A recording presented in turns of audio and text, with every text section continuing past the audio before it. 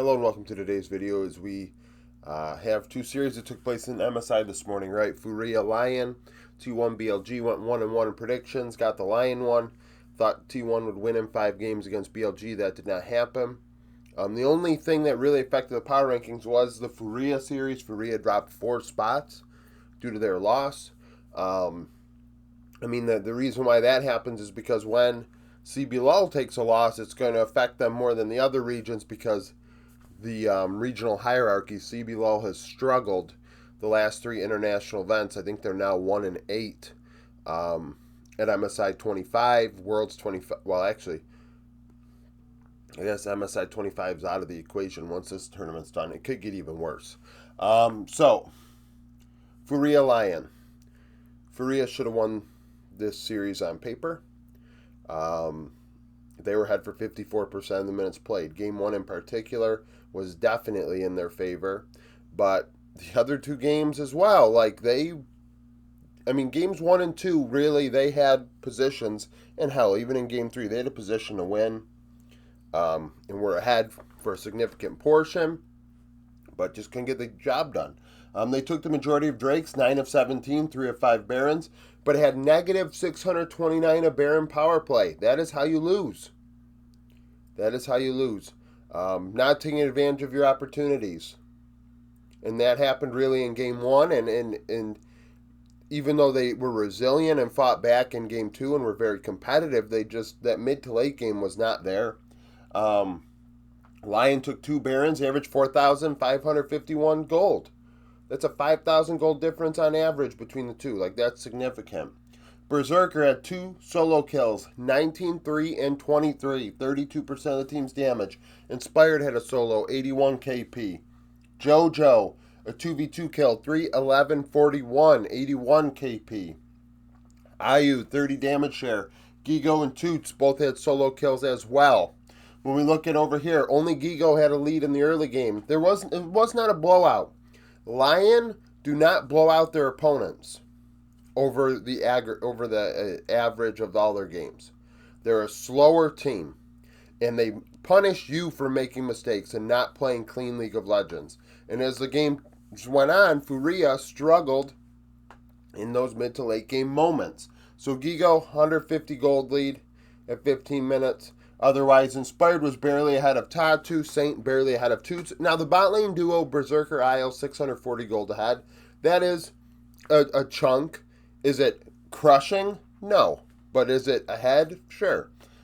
So, looking at a 700, 800 gold lead at 15 minutes for LYON, which is not huge. And really, this is an indictment on LYON as well. This is the first series for both teams at this event. And LYON getting a win is important. But they're going to have their hands full with BLG. Now, as far as this whole, I saw Toots put this out, or in an interview or something shortly, just a few minutes ago I saw it. Something to the effect of their scrims haven't been too great against the LPL, and the fact that the mid to late game, LPL usually bail on scrims, essentially. That, depending on how the early game goes, 15, 20 minutes in is when they will, end the scrim. And that game maybe. Just really the headline of it all. I did not listen to the entirety of the interview. But based on what it seemed that the headline was essentially that the LPL does not play the mid to late. And that happens a lot. It's not just an LPL thing. We see it, we hear about it all the time, that depending on how the early game goes for scrims, a lot of people will quit the scrim, or hey, we're gonna reset the scrim, or this or that, because their belief is this is not how the early game is going to go on average. This is not a good look for us going into the mid to late game, and we don't want to play it out. The problem is, depending on which side of the coin you're on, you still need to know how to play that out, right? Because you're going to go on the stage and it's going to happen. So pretty much essentially it sounded like Furia had leads in those series and games and in scrims, and weren't able to play out their advantages properly to get a better gauge on how to play out their Barons. Now, you've been playing for 6 months. This team's been playing together for much longer than that. So is that an excuse? Not really. Can you develop bad habits in a short period of time? Maybe, especially because you're getting better scrims than you have in the past, and you're probably giving these scrims more value personally than you would in CBLOL against maybe a Fluxo or a Payne or whomever. Um, when you're playing the LPL and you're watching the way they play and the way you're playing into them, you're like, okay, this is probably a cleaner brand of League of Legends. It makes sense. It's just you don't want, the thought of bad habits should not be a thing being developed that quickly. You should know how to play out your Barons by now. If you don't know how to play out your Barons by now, you are fucked at these international events. So that's a problem. And then also the disadvantage of being treated like the rest of the regions now. So you're immediately put into the main event. So luckily they played LYON, really. Theoretically, they could have played a much more difficult team. Team Secret Whales or whatever, but the other four in HLE, right? Or top. You could have played one of those teams. And I don't think it goes as well for you as it did against LYON, even though you lost 3-0, but in a competitive way. With play-ins, they could have had an opportunity to get more stage games for a young team that frankly just needs more. Because you really think about it, internationally, they've been one of the better teams the last year and a half in CBLOL, but this is their second international event out of the last four. So they need more stage games. They need more big moments. And going into the main event in 0-3 in the first series, and now you play T1.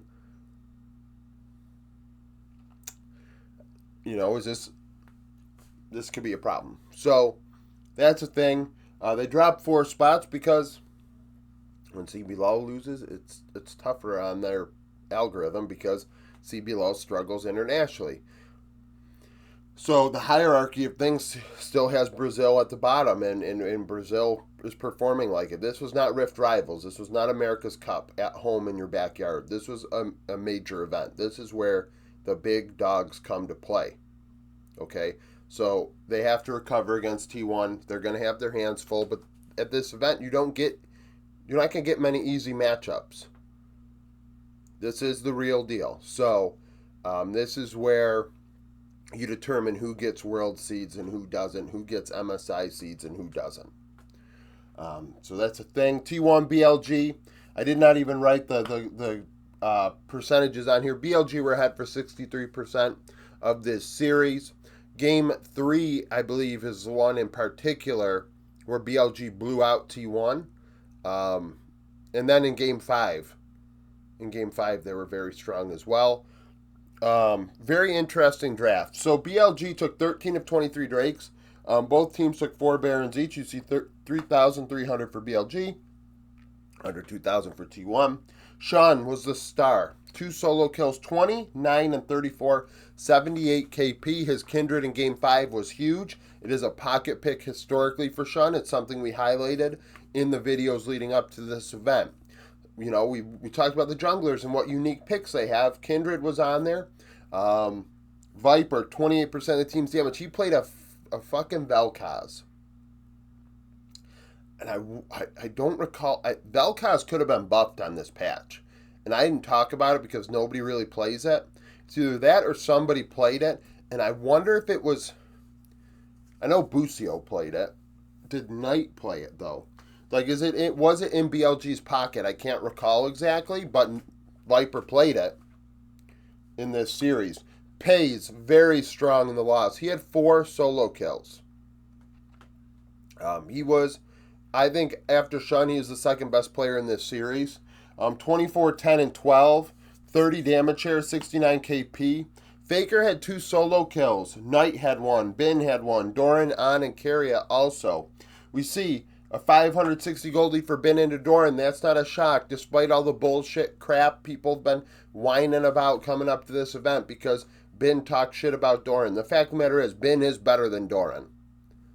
Bin is better than Doran. So that's not you know, you sort of say, oh, Worlds win this, that, and the third. Then you go and say Gimgoon's better than Smeb. Go ahead. Try and sell that, because that's some stupid shit. Like saying because somebody won Worlds, they are better than somebody that hasn't. Like, you got to carry that out. Like, if that's your metric, carry it out. Gimgoon's better than Smeb. Like, really sell that. Pioshik being better than Score. Sell that. Like, you fucking can't. Like, that's the sort of stupid shit that people say in this community. That's like I think I said it on Twitter. It's an automatic disqualification. Automatic disqualification. Because I can't talk with somebody that literally thinks like that. Now, as far as the choking thing, I don't think Doran is a choker because he was able to win Worlds. But as a player individually in a matchup, Bin is better, and Bin showed that today. A 340 gold lead for Sean, that's huge. That's a big difference, especially in Game 5 with the Kindred. I will say Owner, so out of the 5 players on T1, Owner is the one with the weakest champion pool. Now, that's saying a lot because they obviously have deep champion pools across the board. But Owner is the one that has the weakest one. And the Trundle just sucked. 450 gold lead for Knight into Faker. That's not a shock. Pays Carrier did win the matchup into Viper on up 474 gold, so that is a thing. But in the end, it doesn't matter. BLG win. I expect to see this series again. I really do think so. You know, I do believe that these are the 2 best teams at this event, and that is saying something because obviously HLE are there, and people are like, but HLE beat T1. I do think these 2 teams are the best 2 at the event. So we'll see it again. We'll see it again, and it's double elim. So, you know, unfortunately, if T1 win 3-2, I'm going to consider it an equal wash there, and wish we had a third series to actually determine who is better. If we get there, maybe T1 loses to Furia or something, or BLG loses to LYON, and we don't see whatever the fuck's going on going forward. But hedge our bets and thoughts. Yeah, I mean, not a big surprise here, these 2 series. So, thank you for watching. If you liked the video, like it, subscribe to the channel for daily League of Legends content, follow me on Twitter, join the Discord, become a YouTube supporter, and hope to see you again tomorrow.